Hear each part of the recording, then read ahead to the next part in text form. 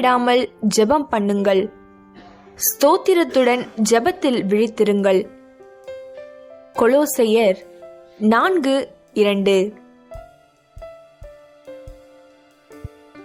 தொடர்ந்து இறைவனிடம் வேண்டுங்கள்.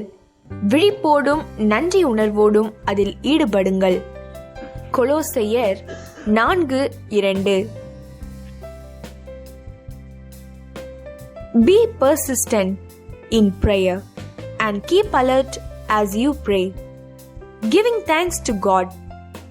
Colossians chapter 4 verse 2.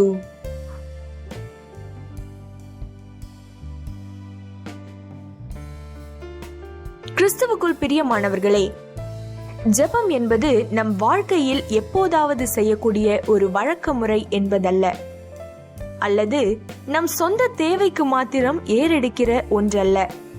வேதம் சொல்லுகிறது, ஜெபம் என்பது இடைவிடாமல் ஜெபிக்க வேண்டும் என்று சொல்லுகிறது.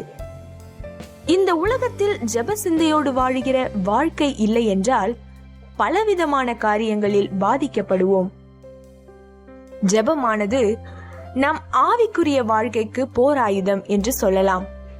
ஜெபமே நம் விசுவாசத்திற்கும் சமாதானத்திற்கும் அடித்தள காரணமாக அமைகிறது.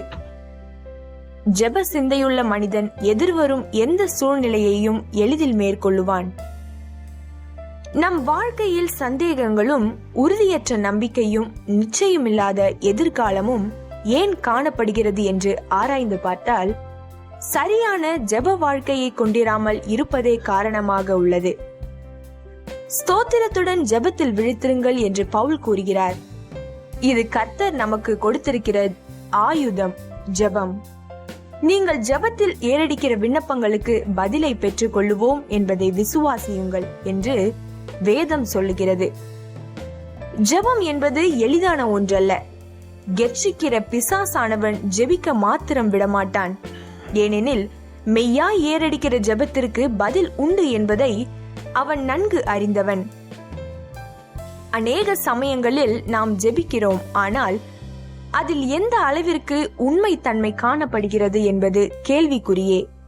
ஆகவேதான் வேதம் இடைவிடாமல் ஜெபம் பண்ணுங்கள் என்று சொல்லுகிறது.